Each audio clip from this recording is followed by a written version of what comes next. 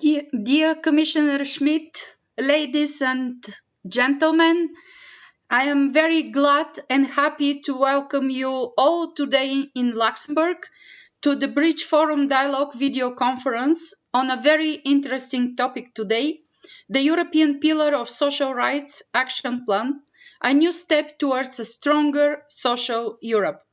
We are very pleased and honored to have you as a speaker, dear Commissioner, although you are at home in Luxembourg, at this video conference today. Ladies and gentlemen, Commissioner Schmidt is currently the European Commissioner for Jobs and Social Rights. He is, however, well known in Luxembourg and across Europe. He has previously been Minister of Labour in the Luxembourg government, Ambassador, permanent representative of Luxembourg to the European Union, and also a member of the European Parliament.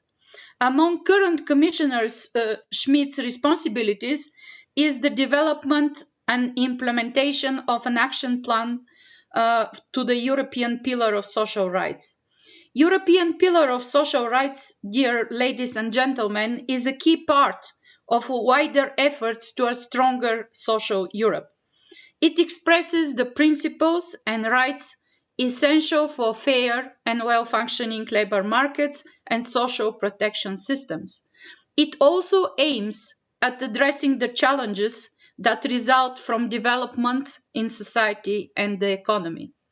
These challenges have been even more underlined under the exceptional situation created by the COVID-19 pandemic. In this context, this video conference is an important and timely event for us for the Bridge Forum Dialogue. Dear participants, once again, I warmly welcome you to this event and thank you very much for your attending. I hope and I trust on your active participation. So I am already looking forward to a lively conference and fruitful discussions, despite of the fact that we are sitting apart and we are digital.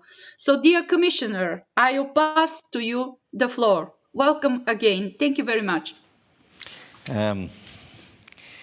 Dear Director General, dear Mrs. Kotseva, I thank you for inviting me. It's a great honor for me to be your guest tonight and to come home and at the same time be the guest of the Bridge Forum. You have invited a lot of important speakers, so really it's a pleasure for me to discuss with you and to present you the last developments in social policies which this Commission has initiated. Allow me now to switch to French. Donc je vous remercie tous, ceux qui nous écoutent ce soir, et j'essaierai de brosser un tableau de la politique sociale européenne. Et je commencerai un peu par une question légèrement provocatrice qu'on me pose beaucoup et souvent, et surtout en ce moment où l'Europe, où la Commission est très active sur les dossiers sociaux. Mais quelles sont finalement les compétences de l'Union européenne en matière sociale? Le social, c'est quand même essentiellement national, n'est-ce pas? C'est la question, je l'ai lu encore récemment dans un article paru dans un grand journal allemand, et je suis toujours surpris parce que le social accompagne l'intégration européenne depuis ses débuts. Ses débuts d'ailleurs au Luxembourg même, avec la CECA, où le volet social, la dimension sociale et notamment la participation des partenaires sociaux était très intense. Et la même chose vaut d'ailleurs pour la communauté économique européenne, même si, dans une large mesure, on considérait que les systèmes sociaux devaient rester nationaux, en même temps, on a quand même intégré aussi une dimension sociale. D'ailleurs, le Fonds social européen était, dès le départ, inscrit dans le traité. Je n'ai pas besoin de rappeler qu'un président de la Commission, tout particulièrement, a compris que l'Europe ne pouvait pas se développer sans une forte dimension sociale. c'est Jacques Delors, celui qui a lancé le marché intérieur, celui qui a préparé la voie à l'union économique et monétaire, était persuadé que cette Europe-là avait besoin aussi d'une forte dimension sociale, parce que la dimension sociale, le social, parle aux citoyens, et que plus vous intégrez une économie, plus vous partagez un certain nombre de politiques économiques, en plus un marché, en plus une monnaie, vous avez besoin aussi d'un certain nombre de règles, un certain nombre de points en commun sur le social. Donc Delors a été d'ailleurs pour moi un exemple, et c'est celui qui a le plus, dans une première phase, fait avancer cette dimension sociale, notamment avec les différents traités, le traité de Maastricht, où finalement il y a eu d'abord un protocole, et le protocole a été, lors du traité d'Amsterdam, intégré dans le traité. Le traité de Lisbonne a également fait avancer la dimension sociale. D'abord, il a clairement établi ce principe fondamental qui est que le modèle européen, le modèle économique européen, c'est l'économie sociale de marché. Donc, je crois que l'article 3 est extrêmement clair à ce sujet. L'Europe est une économie sociale de marché qui a pour objectif un niveau élevé d'emploi et un niveau élevé de protection sociale.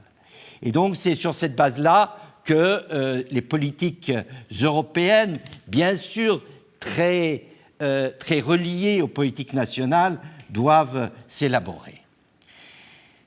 C'est un peu, peut-être un clin d'œil de l'histoire, que celui qui a posé de nouvelles fondations pour l'Europe sociale est un compatriote, c'est Jean-Claude Juncker.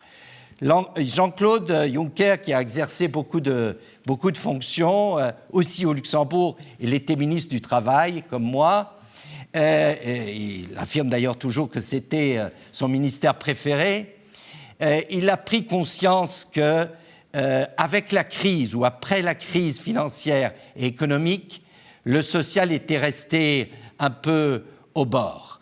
Et que si on ne travaillait pas, si on ne relançait pas l'Europe sociale, il y avait un réel danger pour l'intégration européenne tout court. Vous vous rappelez bien que les plans qui étaient mis en œuvre dans un certain nombre de pays affectés par la crise de la dette, lors de ce qu'on appelle la crise financière qui est devenue une sorte de crise de l'euro, les coupes dans les systèmes sociaux étaient sévères, on a baissé des salaires, on a réduit des pensions, tout cela a été mis en œuvre assez rapidement, sans regarder de trop près les conséquences sociales pour ces sociétés-là. En même temps, l'élargissement, bien sûr, s'est fait avec des pays avec une culture, une histoire différente, et aussi avec un niveau de développement, y compris sur le plan social, différent des pays anciens membres ou des pays comme les pays nordiques. Et Jean-Claude Juncker a eu la lucidité de lancer une initiative, et je sais, pour l'avoir discuté avec lui, qui était vraiment sa propre initiative. C'est cette idée de revenir vers une sorte de charte de principes en matière sociale, mais des principes assez concrets, donc je dirais politiquement très opérationnels. Quand vous regardez les 20 principes du socle des droits sociaux, puisqu'en français c'est un socle, c'est pas un pilier, vous voyez que ce sont des choses très concrètes. Ce sont en fait des mesures qui parlent aux citoyens. C'est l'éducation, c'est la formation, c'est l'égalité homme-femme, c'est l'investissement dans des politiques en faveur des enfants, c'est bien sûr un accès à des soins de santé de qualité, ce qui est bien sûr dans le contexte actuel quelque chose d'une très grande actualité. C'est un équilibre, un meilleur équilibre entre la vie professionnelle et la vie familiale. Donc des choses, en fait, qui sont très concrètes et qui, en ce sens-là, montrent que, bien sûr, dans une économie sociale de marché, le social et l'économique ne s'opposent pas.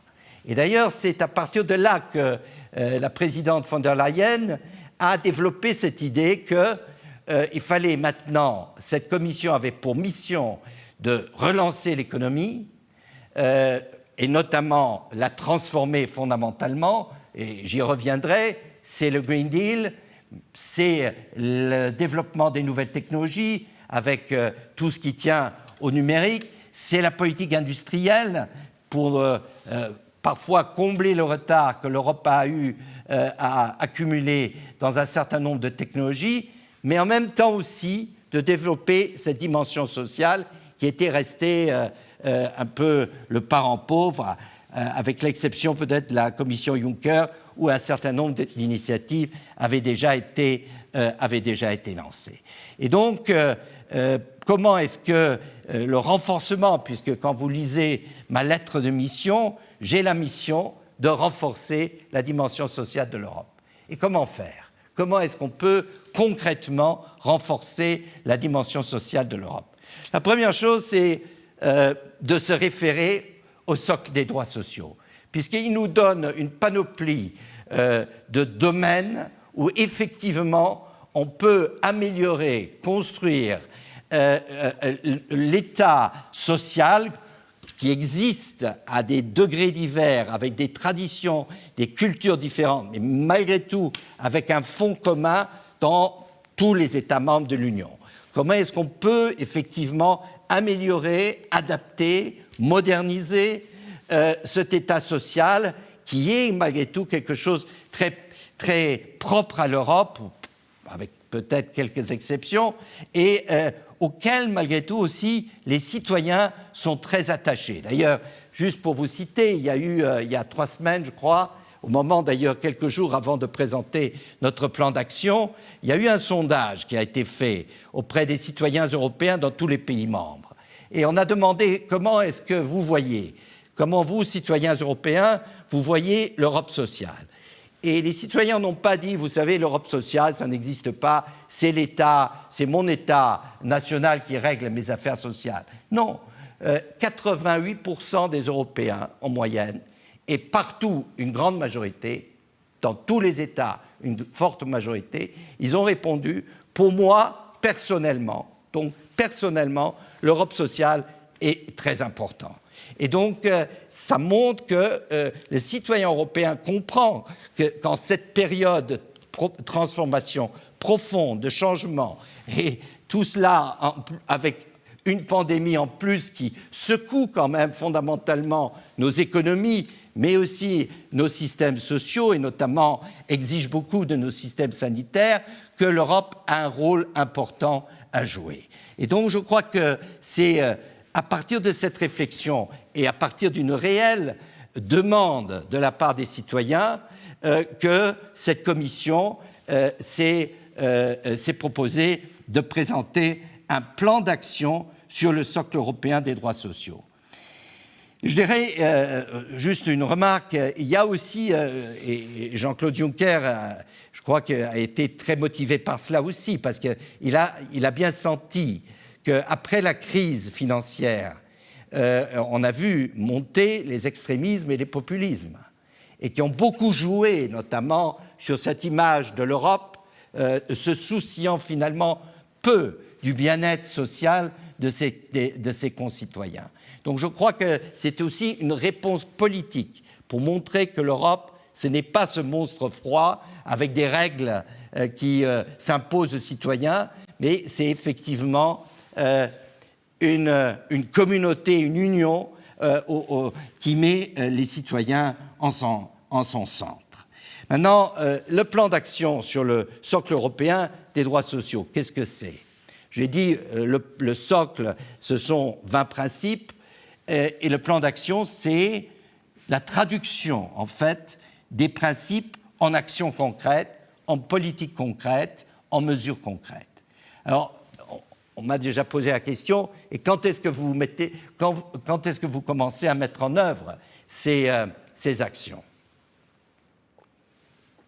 je peux dire, en fait, déjà, Jean-Claude Juncker, la commission de Jean-Claude Juncker, a commencé à mettre en œuvre son plan d'action, puisqu'il y a eu au moins deux mesures, à mon avis, importantes, qui est la directive sur la conciliation entre vie familiale et vie professionnelle, qui est une directive qui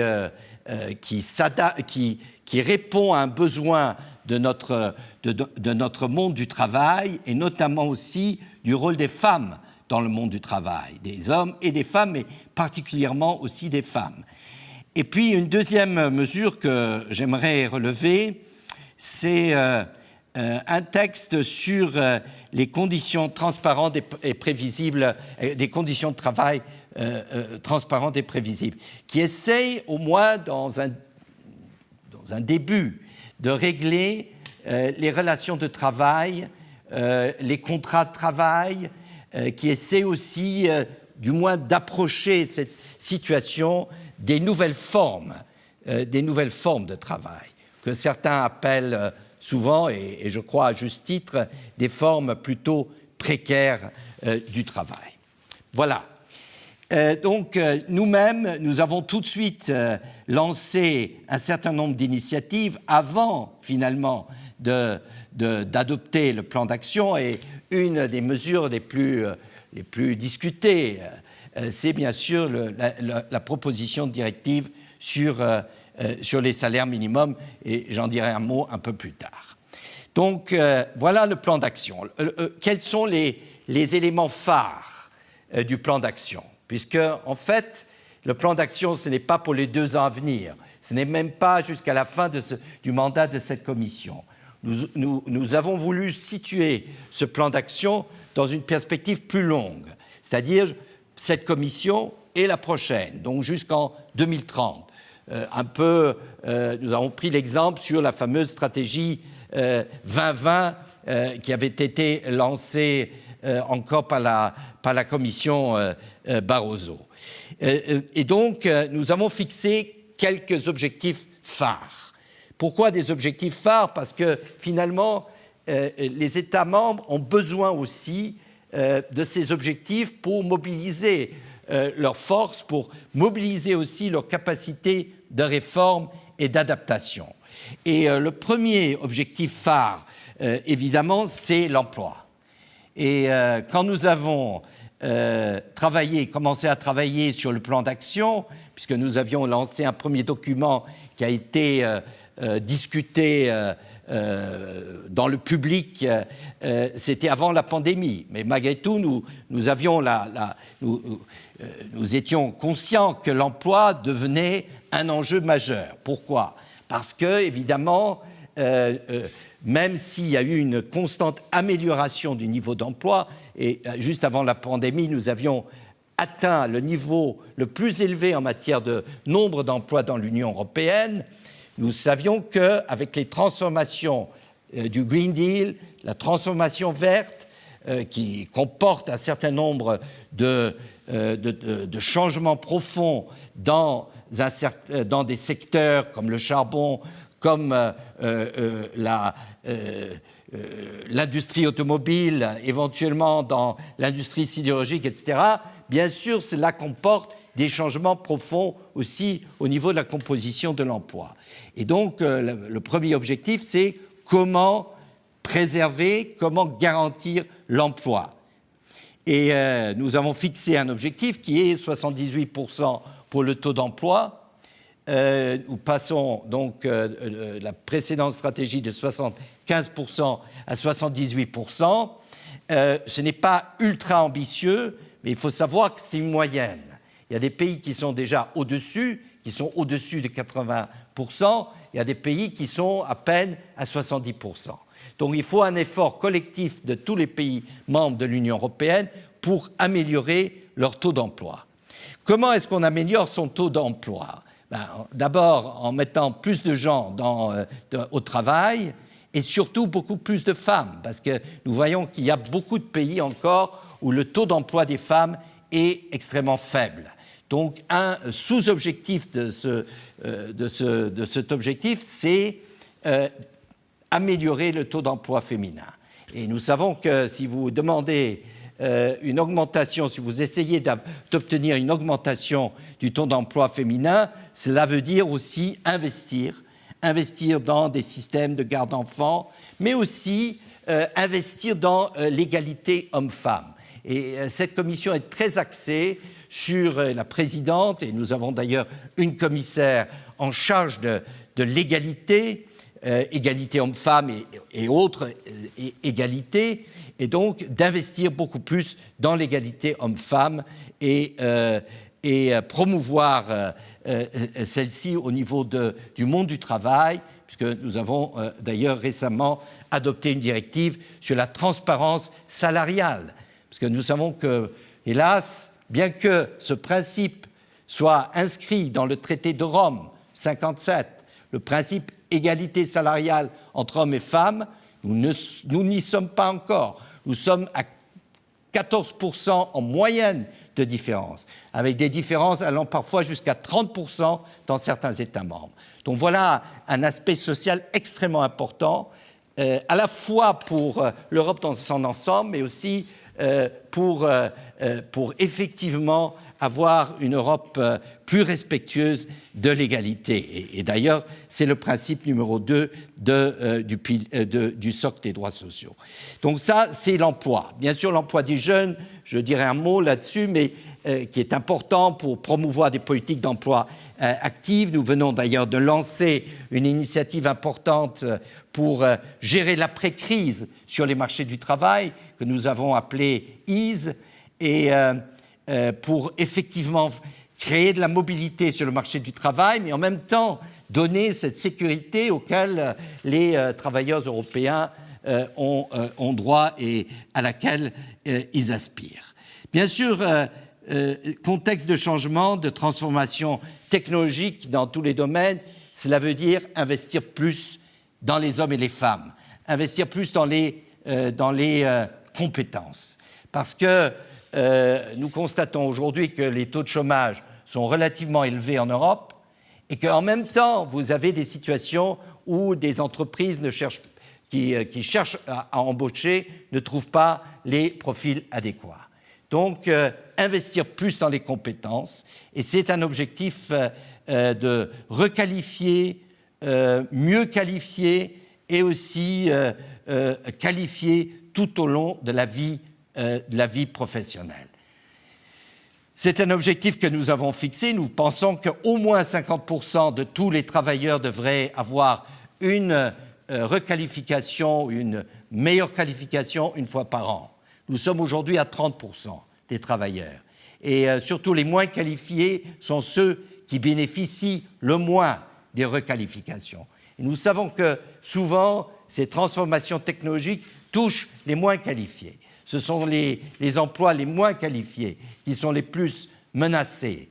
Et donc, avoir dans tous les pays des initiatives fortes pour investir dans l'éducation, certes, mais aussi la qualification, la requalification des travailleurs, pour permettre aussi sur le marché du travail une plus grande mobilité, pour permettre aux gens qui perdent leur emploi de retrouver rapidement un nouvel emploi, mais aussi au sein même des entreprises de s'adapter à l'introduction de nouvelles technologies. Tout cela est extrêmement important dans le contexte du Green Deal. Si vous fermez les mines de charbon, si vous fermez les centrales énergétiques basées sur le charbon, vous devez les remplacer par de nouvelles technologies, mais vous devez requalifier les mineurs, et cela, c'est une mission importante. Et donc, le principe même de cette commission, ce sont les transitions justes. Il ne faut pas que simplement mise sur la transition, il faut aussi que ces transitions soient justes.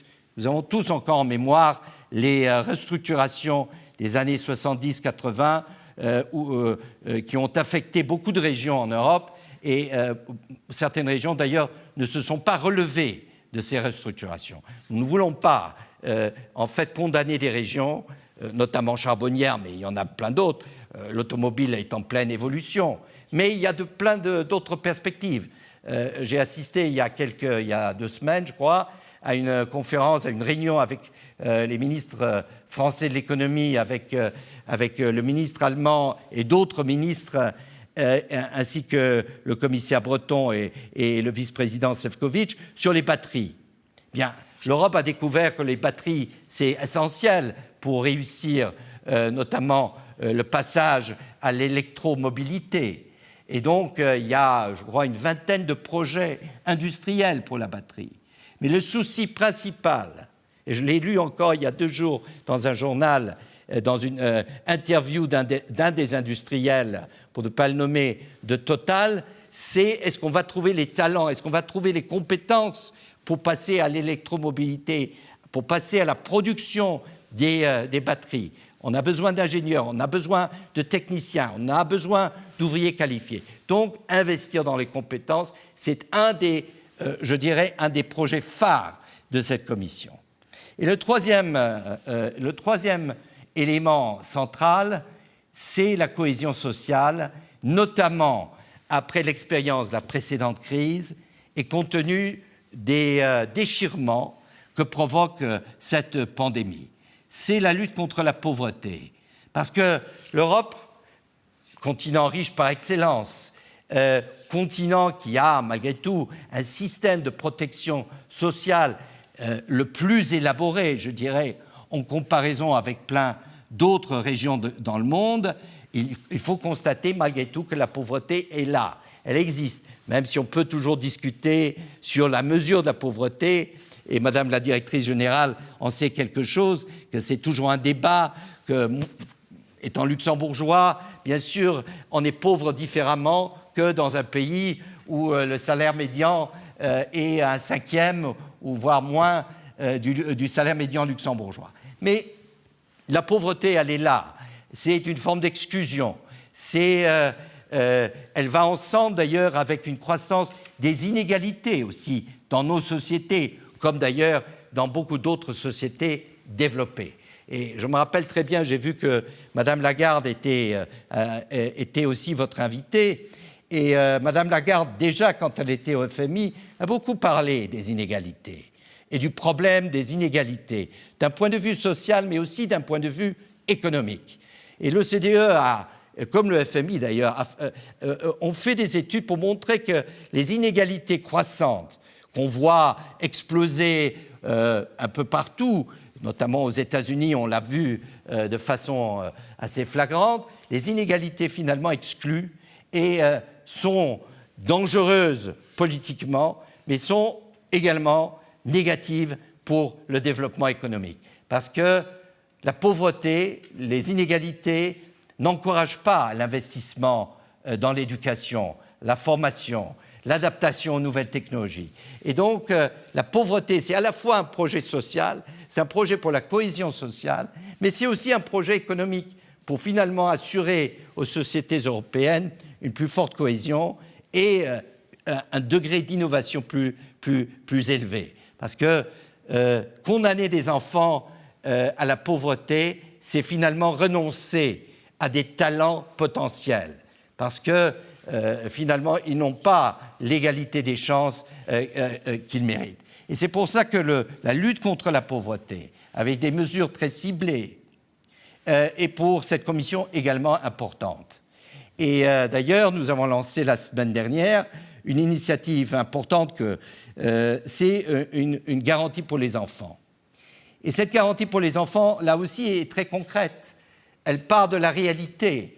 Elle veut donner à ces 18 millions d'enfants pauvres dans l'Union européenne, c'est-à-dire un enfant pratiquement sur 5, qui n'a pas droit à une bonne éducation, qui n'a pas droit à des services sociaux, surtout pour la petite enfance, qui parfois ne mange pas à sa faim s'il n'y a pas des repas à l'école. Et donc, nous ciblons tous ces éléments et nous voulons aider les États membres à mettre en place ces structures, à investir dans l'enfance. Je crois que c'est un investissement. Et je crois que c'est cela la grande révolution sur le social. Parce que je me rappelle très bien quand Mme Merkel avait dit « oui, l'Europe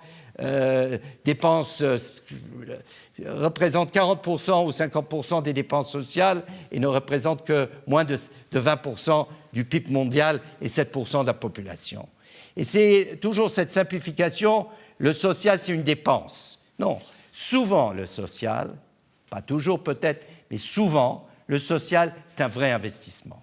Et donc je crois qu'il faut concevoir, et c'est l'intention de cette commission, d'encourager, de développer, de soutenir les investissements sociaux, de voir là où finalement, si vous investissez dans la connaissance, dans l'éducation, dans l'égalité homme-femme, dans la santé, ce n'est pas une dépense, mais c'est un investissement qui porte ses fruits à long terme. Et nous l'avons vu avec la pandémie. Nous avons sous-investi dans notre système, dans nos systèmes de santé, dans beaucoup de pays, parce que c'était un coût. On a vu la santé notamment sous l'angle du coût et de la productivité. Aujourd'hui, nous voyons comment on se débat avec nos systèmes hospitaliers face à une pandémie qui absorbe énormément de capacités de ces systèmes. Donc, je crois que penser le social en termes d'investissement est extrêmement important. Et c'est un peu la philosophie sous-jacente aussi dans le plan d'action. C'est précisément l'investissement. Mon dernier point, j'aimerais le consacrer au changement du monde du travail. J'ai parlé de la digitalisation et je crois que nous sommes tous d'accord que l'Europe a certains retards à combler. Nous devons investir beaucoup dans le développement du numérique. Nous devons aider beaucoup nos entreprises à être au niveau de la robotisation. Et moi, personnellement, je juge que c'est une chance. C'est aussi une chance parce que les cartes de la mondialisation, grâce notamment à la digitalisation, sont d'une certaine manière redistribuées. Et donc, nous pouvons rejouer dans ce jeu mondial de l'industrie si nous ne ratons pas la digitalisation, la robotisation, ainsi que le développement de l'intelligence artificielle dans ce contexte. Et donc, c'est une priorité de cette commission avec la vice-présidente Vestager et le commissaire Breton. Nous travaillons beaucoup ensemble parce que si nous disons cela, il faut investir, nous savons qu'il y a aussi des conséquences sociales à assumer. J'ai beaucoup parlé de la formation, c'est un aspect. Il y a un deuxième aspect qui est comment est-ce qu'on peut rendre compatible ce progrès technologique du numérique et nos valeurs, nos systèmes sociaux. Et là, bien sûr, nous avons annoncé de faire des propositions sur les droits sociaux de ce qu'on appelle en général les travailleurs des plateformes. Bon, que nous rencontrons dans toutes nos villes avec leurs vélos, leurs motocyclettes, à apporter les pizzas et les repas, que nous rencontrons parmi les chauffeurs Uber et ailleurs. D'ailleurs, le secteur est beaucoup plus vaste que ce qui est directement visible. Il y a beaucoup de gens qui travaillent sur des plateformes, certains étant bien payés et d'autres très peu payés. Donc, le monde des plateformes se développe de plus en plus. Il y a une forte croissance dans les plateformes. Et j'ai eu encore hier une conférence avec le Parlement européen sur ces volets. Nous sommes bien sûr en faveur de ce développement. Je crois que c'est une nouvelle forme de l'économie. C'est un nouveau business model qui se construit, qui correspond à la fois aux capacités, aux possibilités technologiques, mais aussi évidemment à la demande même qui existe dans nos sociétés.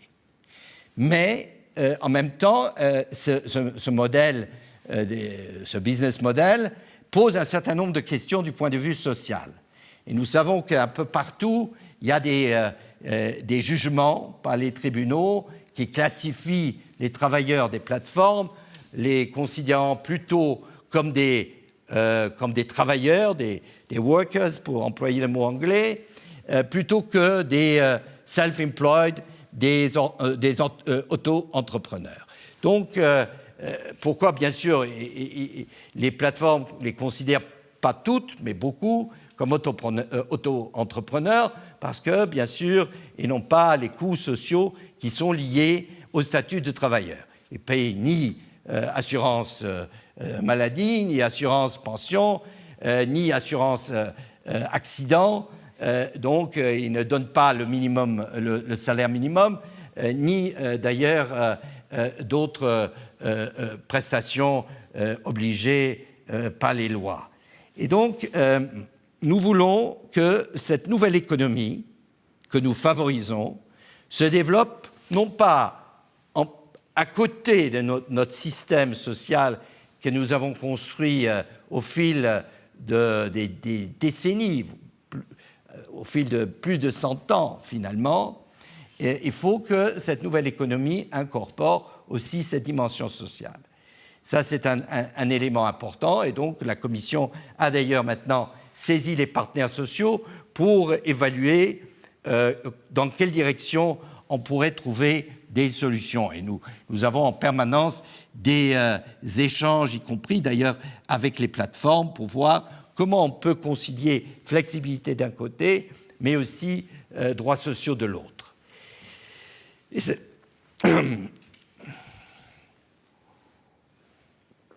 Et cela m'amène aussi à dire un mot sur le salaire minimum. J'ai dit, en fait, l'Europe sociale, ce n'est pas maintenant une sorte de nivellement de tous les pays à un certain niveau social. Ce n'est pas possible, ce n'est pas souhaitable, parce que nos systèmes sociaux sont très différents. Entre la Suède et le Portugal, il y a des cultures très différentes en matière de négociations sociales, de relations sociales, qu'il faut absolument respecter. Je crois que ça, c'est le volet subsidiarité, respecter les cultures des États membres. Mais de l'autre côté, nous voyons aussi que dans une économie de plus en plus intégrée, nous avons besoin non seulement de la convergence économique, et ça a été un grand débat lors de l'adoption notamment du plan de relance et de résilience, pour ne pas encore aggraver les fossés, les divergences qui existent entre pays membres sur le plan économique, donc aider à ce que la convergence économique se poursuive, malgré la pandémie qui a frappé tous les États, mais qui a frappé certains États plus que d'autres. Et la même chose vaut en quelque sorte pour le social. Et les salaires sont extrêmement divergents en Europe. Alors, entre le plus bas, Madame la directrice générale, je crois que c'est la Bulgarie, et le plus élevé, qui est le Luxembourg, je parle du salaire minimum, il y a un écart de 1 plus ou moins à 7. Bon, alors je sais très bien que si demain la Bulgarie décidait d'avoir le salaire minimum luxembourgeois, son économie s'écroulerait. Et si le Luxembourg adoptait le salaire minimum bulgare, ça ne fonctionnerait pas. Il y aurait même la révolution au Luxembourg.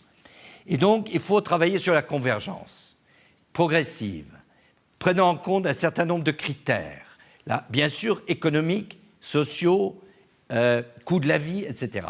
Et c'est l'esprit de la proposition que nous avons faite sur le salaire minimum, qui est maintenant en train d'être discuté, avec aussi un accent très particulier sur le dialogue social.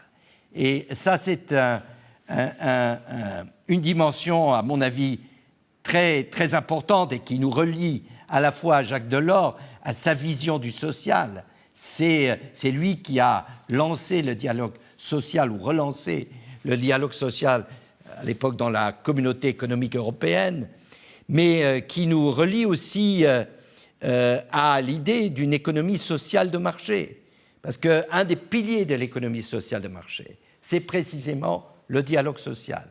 C'est la négociation sociale entre partenaires sociaux. C'est les accords qu'on appelle les accords collectifs. Et donc, nous avons des situations très divergentes entre les États membres, les pays nordiques avec un niveau très élevé d'accords collectifs, entre 70 et pour l'Autriche, par exemple, 98%, et puis des pays qui ont un niveau très faible. Donc, comment est-ce qu'on peut progressivement propager, chacun selon son rythme, chacun selon sa culture sociale. Comment est-ce qu'on peut propager aussi la négociation sociale, le dialogue social, mettre en place les structures, les législations adaptées au pays pour soutenir ce dialogue social. Et d'ailleurs, quand nous parlons de la mise en œuvre du plan d'action, ce n'est pas maintenant uniquement à travers des directives, à travers des directives proposées par la Commission que nous pouvons mettre en œuvre ce plan d'action. Bien sûr, là où il faudra des directives, nous en proposerons.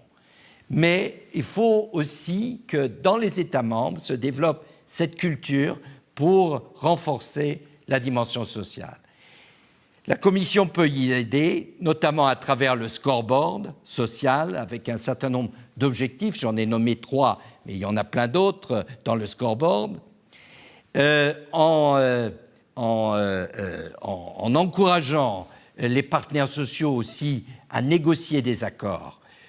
Juste pour revenir vers la transformation de l'économie et notamment vers le digital. Nous avons vu ces derniers temps, le télétravail a explosé. Et globalement, les entreprises, comme d'ailleurs les employés, les travailleurs, apprécient le télétravail, même si il y a toujours aussi des réserves. Et donc, moi, j'aimerais que les partenaires sociaux, dans chaque État membre, mais aussi à l'échelle européenne, puisqu'ils l'avaient fait en 2003 déjà, négocient des accords pour mettre en place, pour organiser, pour rendre le télétravail socialement acceptable, hein, sur le plan de la santé, sur le plan de la sûreté, sécurité au travail, sur le plan aussi pour qu'il n'y ait pas finalement une extension du temps de travail, puisque nous avons une directive sur le temps de travail que d'ailleurs nous allons évaluer dans les années à venir. Donc voilà un rôle fondamental où les partenaires sociaux doivent prendre leurs responsabilités et négocier secteur par secteur, voire entreprise par entreprise, les solutions qui s'adaptent à la vie plus particulière de l'entreprise. Et donc, le dialogue social entre partenaires sociaux est central. Alors, je sais que cela est facile dans beaucoup de pays, dans ce pays où nous sommes, le Luxembourg, c'est dans les pays nordiques, c'est moins facile ailleurs puisque les structures ne sont pas toujours là. Et donc nous voulons aussi aider, c'est un volet du plan d'action, à mettre en place, à la fois du côté des employeurs comme du côté des syndicats, les capacités pour effectivement mener ce dialogue social qui est extrêmement important pour la mise en œuvre du plan d'action, mais aussi pour effectivement atteindre à l'échelle européenne cette économie sociale qui, je crois, correspond aux vœux d'une grande majorité d'Européens et qui est à la fois gage de progrès social, de prospérité pour tous et d'efficacité économique et d'efficacité innovatrice. Parce que nous vivons à une époque où finalement, et surtout en Europe, l'innovation est au cœur du progrès économique. Et donc, on a besoin de talent, on a besoin de connaissances, on a besoin d'investissement dans ces connaissances-là. Et je crois que ce volet-là est aussi au centre de notre plan d'action. Voilà, je m'arrête là. Et maintenant, on peut passer, Madame la Présidente, aux questions. Merci. Thank you very much, dear Commissioner. It was very interesting and very comprehensive. So there are so many aspects. So you'll not be surprised that we have received many questions. Unfortunately, we are not in a room, so the participants cannot ask them directly. So therefore, I'll do my best to cover all the questions which we receive digitally. So they concern different areas which you cover in your speech. Let me start. Let me pick one of them. First one, which came. You have spoken in your speech about gender equality and the initiatives and efforts which the Commission is undertaking in that respect. So the question which we received is the following: when will Europe implement a more assertive framework to ensure non-discrimination in terms of gender? And there are several examples to ensure equal participation to the labor market, to decision making, and to address the gender pay gap. So this is the first question which came in the list. Je réponds en français aussi, je crois que... Yes, we will change the language. Oui, I So can change the thank you language for our also, but interpreters. I try to respond in French. Bien, comme je l'ai déjà expliqué, l'égalité des genres est un point essentiel dans le programme de cette commission. Et je peux vous dire que la présidente y est extrêmement attachée.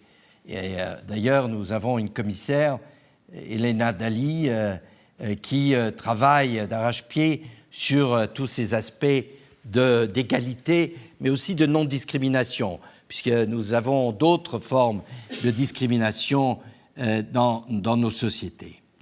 Alors, qu'est-ce qu'on a fait jusqu'à présent? Premièrement, bien sûr, l'intégration dans le marché du travail est absolument essentielle.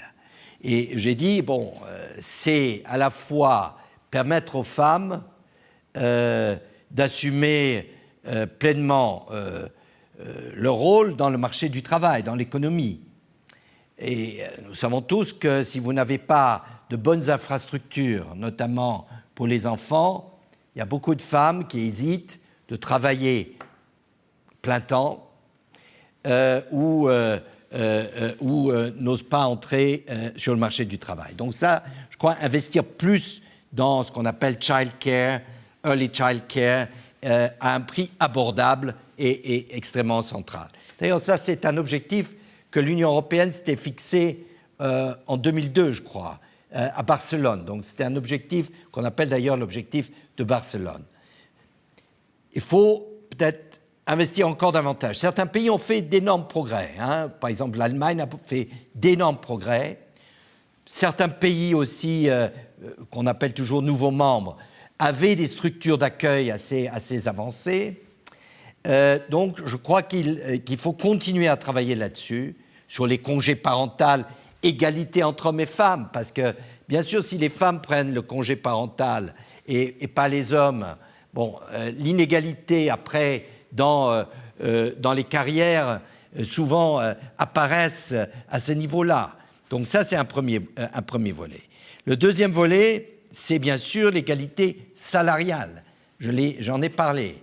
Donc là, nous avons proposé une directive sur la transparence salariale. Le troisième volet, c'est bien sûr l'accès des femmes à des postes de responsabilité. Et nous savons toujours que, effectivement, j'ai encore récemment écouté ce que Madame Lagarde a dit à ce sujet, les barrières invisibles, les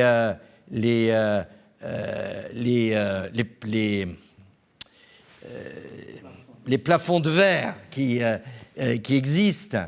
Et donc, il faut que, effectivement, par des mesures concrètes, y compris des quotas, il faut dire, y compris des quotas, on encourage, on soutient les femmes dans les milieux professionnels pour leur permettre d'accéder à toutes les fonctions, à tous les postes de responsabilité, y compris les plus élevés.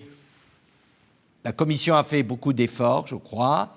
Nous avons presque une commission paritaire cette fois-ci, mais bien sûr, dans le privé, nous voyons souvent encore des réticences et il n'y a pas suffisamment de femmes qui exercent des postes de responsabilité. Donc, je crois que c'est un combat de tous les jours, c'est des mesures concrètes, c'est un engagement notamment aussi du secteur privé à ce que cette égalité se développe et je crois que nous nous avons malheureusement sur la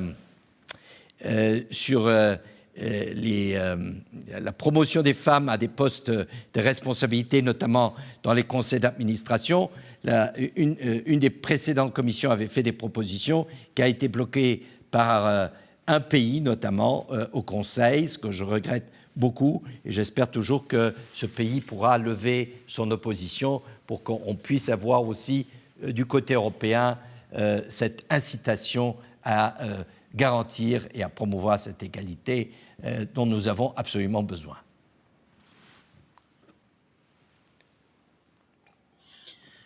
Thank you very much. As you see, the questions are a way to bring more information to our participants. You have spoken very clearly that social policy is not just a cost, it's an investment. And any opportunity of economic investment should also take into account the social aspect of that. So our next question here is related to support to an investment to improve conditions for disabled persons.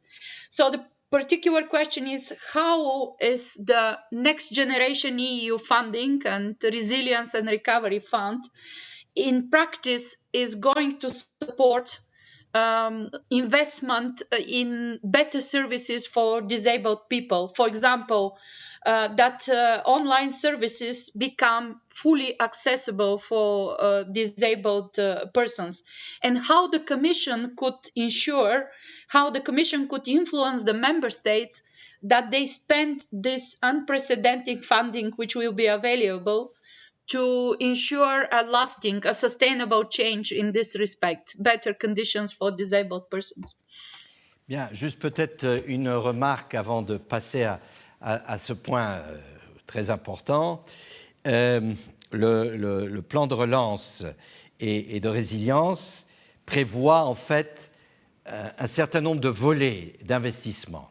Donc, priorité vers l'investissement vert, 37%. Deuxième priorité, tout ce qui est numérique, y compris l'investissement dans les compétences numériques. Et troisièmement, il y a aussi dans le règlement sur la facilité les investissements sociaux. Et donc, c'est aux États membres maintenant de faire des choix et de dire, voilà, nous voulons aussi utiliser une partie de ces fonds pour effectivement investir dans des actions sociales. Alors, pour dire un mot sur les personnes avec un handicap, d'abord, la Commission récemment a adopté une stratégie. Donc, avec là aussi l'objectif, il ne peut pas y avoir de discrimination des personnes avec handicap. Et nous savons malheureusement que c'est toujours le cas, notamment aussi discrimination sur le marché du travail, et notamment aussi au niveau de la formation, de l'éducation. Donc ça, c'est un élément très important, et nous allons bien sûr suivre la mise en œuvre de cette stratégie à l'échelle de chaque pays membre. Parce qu'adopter une stratégie, c'est bien, mais il faut qu'effectivement on assure aussi la mise en œuvre de cette stratégie. Et donc, le semestre européen est un cadre très important pour voir si un pays peut-être n'a pas suffisamment pris en compte ce volet d'investir, de soutenir l'intégration sur le marché du travail des personnes ayant un handicap. La Commission, bien sûr, va être en dialogue avec ce pays et essayer de convaincre ce pays de faire plus. Et ça, c'est aussi un volet dans le cadre des plans de relance. Bien sûr, les États restent à la fin et restent toujours, si je peux dire, d'une certaine manière, la dernière décision leur incombe. Mais je crois que nous poussons les États à utiliser une partie des fonds pour effectivement permettre l'accès à l'emploi des personnes avec handicap. Et je dirais, c'est d'ailleurs très lié au digital, au numérique. Le numérique ouvre d'énormes perspectives, si on veut, si on investit dans l'accès aux instruments du numérique, permet précisément aux personnes ayant un handicap d'utiliser et de trouver un emploi. Moi, je me rappelle, quand j'étais ministre ici au Luxembourg, il y avait un service du service public de l'emploi qui fonctionnait exclusivement avec des personnes ayant un handicap. Et ça marchait absolument parfaitement. Mais bien sûr, il faut investir dans le lieu de travail, adapter le lieu de travail aux besoins des personnes handicapées. Et bien sûr, si notre objectif est d'avoir une société inclusive en Europe, on ne peut pas laisser sur le bord de la route des catégories de personnes qui ont des talents, qui ont souvent une énorme volonté de participer à la vie économique, à la vie sociale. Et donc, c'est un volet important de notre stratégie et l'emploi est au cœur même de cela. Parce que l'emploi donne l'autonomie, l'emploi donne la dignité souvent, l'emploi donne le sentiment qu'on a les mêmes chances, qu'on est un égal ou une égale. Et je crois qu'investir dans l'emploi et permettre à ces personnes d'accéder à l'emploi est tout à fait important. Et bien sûr, si des fonds européens peuvent y aider, c'est tant mieux.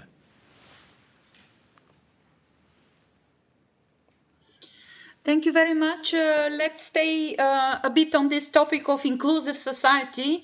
You explained in your speech about the child guarantee, a big initiative which has been launched recently. And we have a question which came, what about senior people guarantee? This is exactly the question.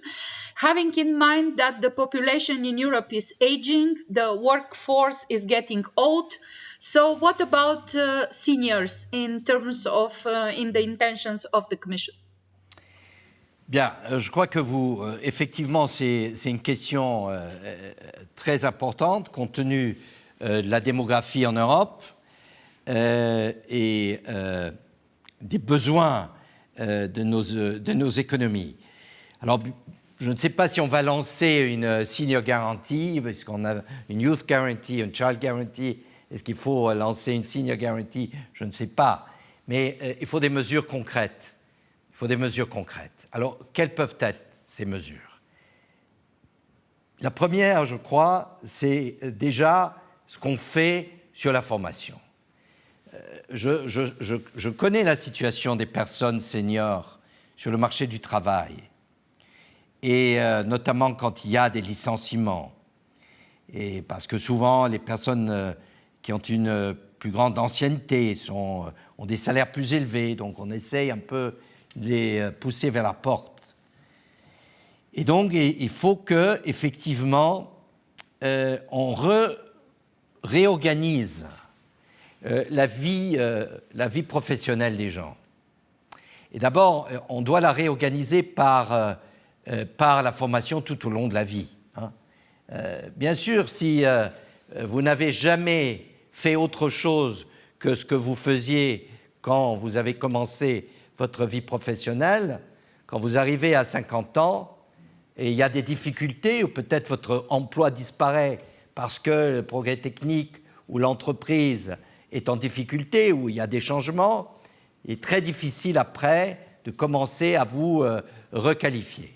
Donc je crois que la requalification, la qualification vers une situation meilleure doit être intégrée dans votre parcours professionnel. Donc investir dans la qualification, dans le reskilling, upskilling, pour employer les mots anglais, est clé et en fait une garantie pour les travailleurs quand ils sont un peu moins jeunes. Je n'ai jamais dit quand ils vieillissent, mais quand ils sont un peu moins jeunes. Et donc, leur productivité s'adapte, augmente, leur expérience est importante, donc ils trouvent leur place pleinement dans l'entreprise. Le deuxième aspect important pour la garantie, et là je commence jeune. Donc il ne faut pas commencer à 55 ans à s'occuper des seniors. Il faut s'occuper des jeunes pour qu'ils deviennent des seniors sans difficulté, notamment de santé. Et donc, ce qui est clé, ce sont les conditions de travail. C'est la santé au travail, c'est la prévention des accidents, mais aussi des maladies. Nous savons qu'il y a des maladies, notamment mal de dos, etc., qui apparaissent dans certaines professions, et pas toujours que des professions manuelles, y compris des professions plutôt intellectuelles. Donc il faut investir dans la santé et la sécurité du travail, donc dans les postes de travail, pour que, effectivement, les gens puissent rester le plus longtemps possible dans l'emploi. Et je crois que ça, c'est une nécessité, hein, d'avoir, bien sûr, une bonne santé pour rester plus longtemps dans l'emploi. Et il faut intégrer aussi la possibilité de la reconversion. Et j'ai entendu, il y a peu de temps, quelqu'un qui m'a, aussi dans un débat que j'avais, qui a dit « Mais j'ai 52 ans, mais vous savez, je ne peux plus me reconvertir. » Pourquoi ? Pourquoi à 52 ans, avec les compétences que vous avez, avec les connaissances que vous avez, vous ne pouvez pas être reconverti? Bien sûr, il faut encourager, il faut donner une perspective, il ne faut pas vous reconvertir et vous laisser au chômage. Donc il faut regarder vers quoi on peut vous reconvertir et à la clé, il doit y avoir un emploi. C'est un défi majeur, hein, c'est un défi qui concerne la société dans son ensemble, c'est l'État, c'est bien sûr nos systèmes de retraite, mais c'est aussi une responsabilité des entreprises d'investir sur leurs collaborateurs, de les accompagner au fil de leur carrière, au fil de l'âge. Hein, donc il faut des plans dans les entreprises pour gérer l'âge. Et donc c'est ça en fait la garantie pour les seniors. C'est anticiper. C'est anticiper, c'est investir, c'est donner des opportunités, c'est ouvrir des portes aussi à la reconversion et garantir à tout un chacun, dans la mesure du possible, un lieu de travail qui ne le rend pas malade.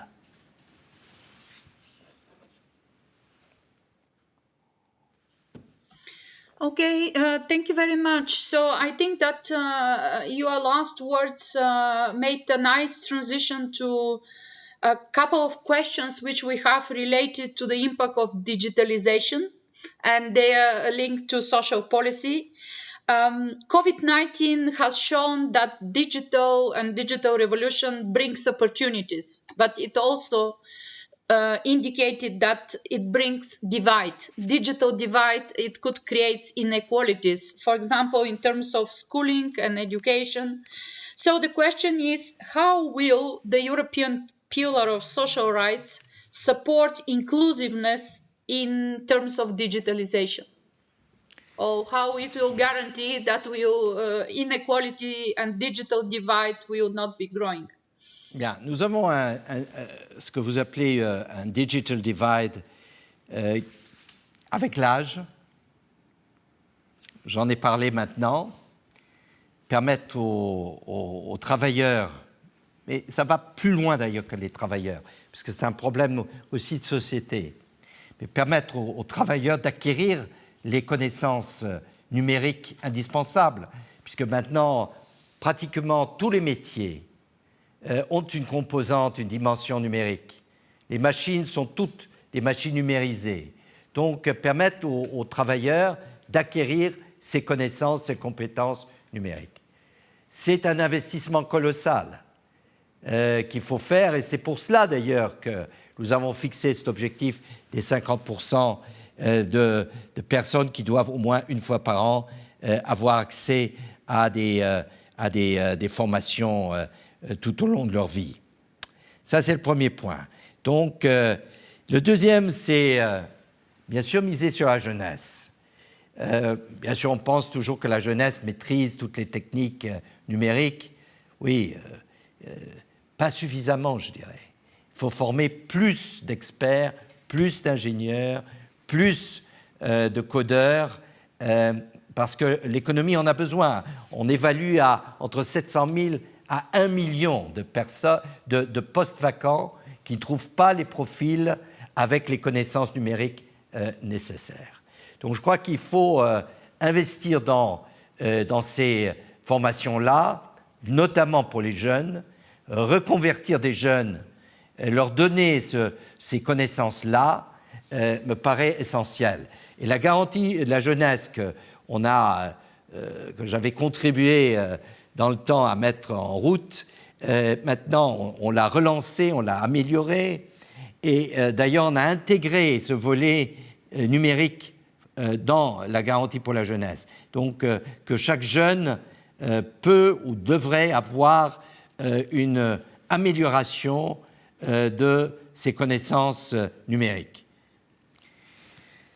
Donc ça, ce sont les meilleures solutions. Il y a un troisième qui est le digital divide entre hommes et femmes. Et cela est considérable parce que nous trouvons dans le monde numérique, dans le monde numérique, une très forte majorité d'hommes, relativement peu de femmes. Si mes souvenirs sont bons, il y a peut-être 15% de femmes. Donc là, c'est un problème aussi d'égalité entre hommes et femmes. Encourager plus de jeunes filles, plus de femmes à poursuivre des études scientifiques, techniques, notamment dans le numérique.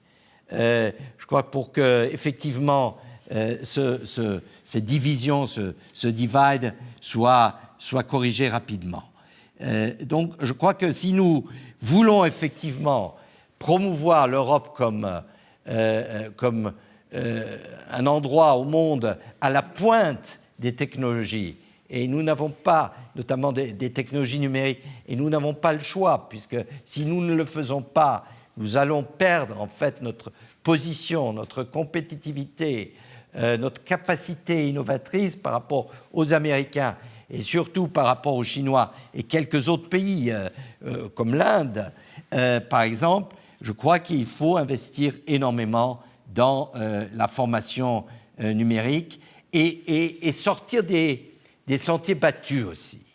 Je crois que nous avons lancé un plan sur la formation, Skills Agenda, agenda des compétences. Et dans cet agenda des compétences, nous considérons qu'il y a l'école et il y a d'autres types de formations. Rapides, intensives, notamment dans le numérique.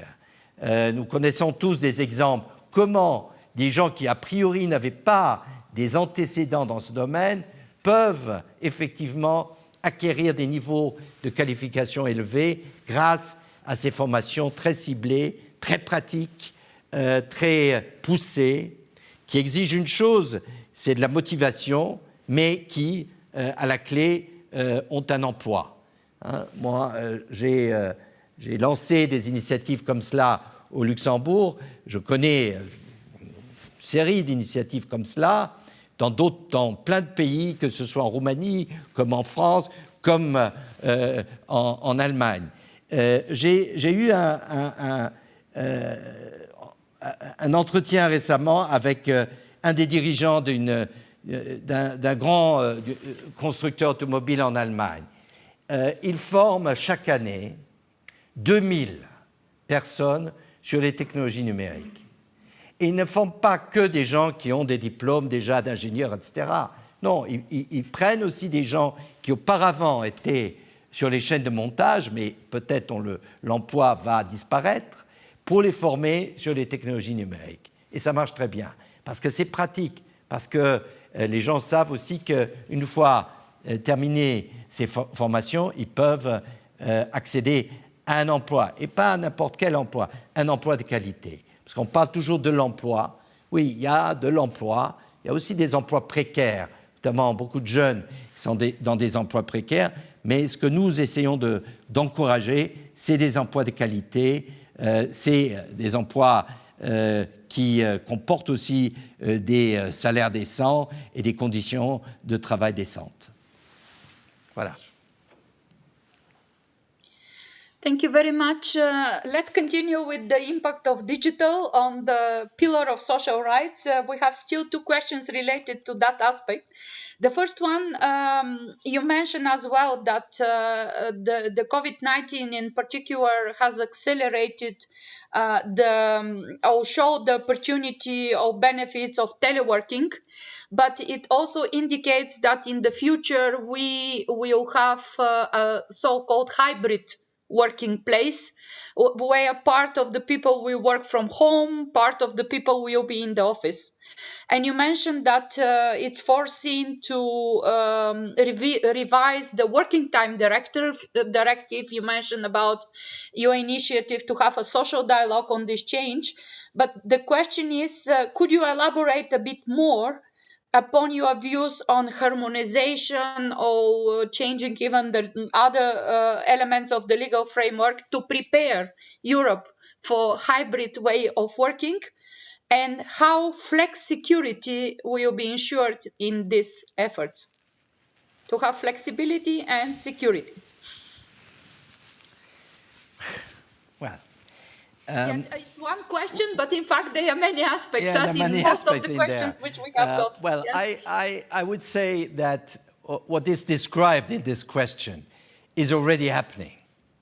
It's something which has been extremely accelerated by the pandemic. A lot of companies precisely are looking for reorganizing their work organization through telework, remote working, partially being in the office. There might be some platform somewhere also. I have not really understood if this is one of the issue also mentioned, because if you can work from home, nothing tells you that you have to live at least not more than 50 kilometers from where your company is. You can also work from India or from Romania or from Stockholm. So this is possible too. So the work organization will have a strong impact. What the Commission, what I personally want is first that we have a general reflection with social partners on these new forms of work, of these new forms of organization of work. So I think because this is very different from one company, from one sector to the other. You cannot have here one size fits everybody, fits all. So we really have to see what are the difficulties, the positive things. I've just read today in a Luxembourgish newspaper the overall positive attitude of a majority of workers in Luxembourg towards telework. But also some buts, some reserves. So which I mentioned about extension of working time, to be connected all around the clock and so. So here we have to find adequate solutions. So I agree, flexicurity in this context is a bit different than what we normally use as flexicurity. I agree, we need flexibility. People want flexibility. They want flexibility more and more. They want to organize their life also. And how can we make compatible the wish of the worker on one, or the employee on one side, and the needs of the company? But this has to be negotiated in the companies. This is not Brussels can dictate. This has to function this way. I'm against this approach. So what we can offer is the right frameworks, some guidelines, discussing with social partners to have these guidelines, to assure precisely flexibility, but also not the abuse of flexibility. Because the more flexibility you have, it starts then to become abuse of flexibility. So it is exactly this balance between security and flexibility which has to be found. And here I think that social dialogue in the company, if companies want to promote this kind of work organization, they have to do that in close discussion with their staff. It's not a way you can impose, it's a way you have to discuss. Collectively and sometimes also with some margin for individual workers. So this is the approach. So don't expect now Europe to solve this problem. This is clear. We can help, we can put the framework, but Europe will not come and say, well, this is the model you have to apply to be flexible and at the same time to be secure. No, I think this is, there are objectives, there have to be guarantees, also in relation to health and safety, but this has to be discussed mainly on the ground by social partners. Thank you very much. The last question regarding the future and digitalization, because you are inspiring, and the more you speak, the more interesting questions and more futuristic questions you are getting. So one of our participants asked the question, with the increase of productivity due to robotization and digitalization, discussions are starting what is really the contribution of humans to the labor market and to the society. And the question is, what is your view about start thinking to involve people in more free services to render to each other, or for increase the services for the public good and for the better of the communities, local communities, and these are like free labors. So with all the implications which it have for the lack of money for paying, and how to fit this in the economic thinking. So it's really a kind of bringing us to the future. Well, the future which might be not so far away. Yes. But I am not I do not believe, but this is a debate which has started. Those who think that at the end robots will do everything with artificial intelligence, we do not need humans anymore. I am not, but this is personal. I do not believe in this. At least in a more or less near future in this evolution. But it's absolutely sure that there will be jobs replaced, there will be jobs destroyed, but there will be also new jobs coming up. So it's very difficult. When I started to be involved in this discussion, there was one study, the famous Oxford study, saying, well, 45% of jobs will disappear because they can be automized. So they will disappear. Now, nobody speaks anymore about this 45%. People have been a bit more cautious. But there will be transformation on the labor market. I agree. And therefore, it's important also to guarantee mobility and to give people the keys for mobility. And that's coming back to skilling. Now, I agree that there is a new, and perhaps the pandemic shows us that there are new avenues which have to be opened in the world of work. And these are personal services.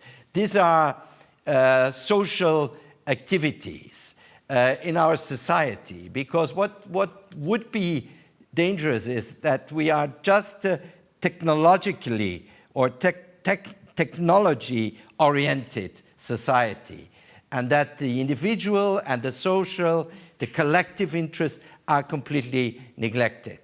And therefore, we have to find also here a lot of balances. And there are jobs coming up here. The point is, who pays for them? This is the point. There is more than enough labor around. The point is who is paying for it? And this is the question, who is paying for it? That means that if productivity goes up so dramatically as we expect, the point is who takes the advantage of this increase of productivity? And that's the point of distribution of revenue in our society, in our economy. It's about taxation, but it's also how profits are shared. This is the issue. And I think here there's the technological aspect, and we will not stop technology, but we can organize technology or the benefits of technology for everybody or for the big majority. But there is also the option that technology will profit a very small minority. So this is a political choice. This is a major choice we have to prepare in our society about taxation, about where we invest, about social investment. And I am a defender of social economy, as you may know. I will also launch an action plan on social economy. So, and this is the perspective that certainly there are new jobs created, there are new activities, there are new ways of doing business, less profit-oriented, more human, social-oriented, environmental-oriented. All these are values and produce value, also in an economic term. And the point is that we have a distributional we have to have a distributional discussion in our societies. Well, I am not too pessimistic, but I'm an optimist. Normally, I'm optimistic. But when I look what happens in the US now, there is a change, a fundamental change in perspective. And I think this is hopefully a positive evolution. And when we are talking about inequalities, when we are talking about social services, when we are talking about investing in housing, when we are talking about combating homelessness, this is another issue. All these are potential jobs created. We have to find the financing of these jobs. And this is the distributional aspect we have to solve. And if productivity allows us, well, the money is there. Thank you very much. I'm looking at the clock, and you are so nice to answer to the questions which we have raised so far. I think I'll combine two in one, so you see this will be the last set of questions, and then, of course, you could conclude after answering the questions if you do wish so. So the two questions are the questions which I think you hear very often. The first one is you started saying that social policy is considered to be a national competence, but at the same time there are a lot of initiatives at European level and launched by European Commission. Isn't it a way, a backdoor for the Commission and for Europe to step in the national competencies? So this is the question. And the second one is communication on social initiatives on the pillar of social rights is absolutely essential. So do you think that it should be enhanced on behalf of the Commission? And by the way, today's dialogue is an excellent example that this could be very, very useful. So these are the last two questions, and you may use your time as you wish. Yeah. You know, I've been a minister for a long time. I've also been involved in European politics for a long time. And for me, it's not now struggling for the Commission to get more competencies and to impose to member states all kinds of regulations and directives and all that just because the Commission likes to have more power on the member states. That's not my view, and certainly not the view of my colleagues in the Commission, and certainly not the view of the President of the Commission. But it is clear that also in the social area, there is some value added to do things in common, to do things together, to have money also, funding, because we are funding, we have a social fund. I've just at the beginning said that the social fund is in the first treaty, the Treaty of Rome. We have a social fund of 88 billion for 7 years. It's not enormous, but it's some money to support social measures in the member states. And therefore, what my approach is dialogue with the member states, discussion with the member states, finding together out what can bring Europe and social Europe forward. It's not imposing this to the member states and prescribing. It's just trying to find the better solutions for all of us. So this is not a power game between Commission and member states. It's we have common objectives. We have the objective of a more prosperous, more inclusive, more fair or fairer society all over Europe, not in some parts of Europe, not in some areas in our member states, in all areas, also the regional aspect, which I share with my colleague Elisa Ferreira. So this is at least the approach of the Commission, of this Commission, and probably also of previous ones. The second one is, yes, I was very happy to read this poll where finally 88% of citizens say, well, we are supporting social Europe because we think that a social Europe is good for me. It's good for bringing forward the values of Europe, the future for our kids. So I think I like that very much. But I also noticed that there is still a minority of people knowing something, for instance, about the social pillar. So I think communication certainly is important, extremely important. We live in a world of permanent communication. And sometimes I have the impression that it's not so easy to communicate on positive social measures. It's easy if something doesn't work well, if there are a lot of people dismissed, that's a big news. But if Europe comes and say, well, we will help this person who lost their jobs, we have good programs, this is just not an information. So the dismissal isn't one, but when Europe tries to help these people, that's not interesting. So this is a big effort we have to do. We will have now a summit in Porto, and perhaps this is also the occasion to make this social Europe and this action plan better known, and explain also that it's for the citizens. It's very close to their daily life. Okay, thank you very much. It was actually a very nice transition to the future because your inspiring talk generated curiosity, and the participants, I trust, will continue to follow with a great interest the number of initiatives which you have described, including the social summit in Porto, where the topic will be discussed as well at the heads of states level under the Portuguese presidency of the Council of the European Union. And with that, the time flies, not only in life, but also in Bridge Forum dialogues. So we are at the end of the time available. Thank you very much, sincerely, dear Commissioner, because it was really very informative, very interesting. Thank you to the participants for asking these questions, which give you opportunity to elaborate and provide additional insights. It was a real pleasure and honor for me to moderate this digital talk, and hope that we will have the opportunity to restore the Bridge Forum dialogues in person. And also we will have you as our guest very soon. Thank you very much to everybody. Have a nice Easter break.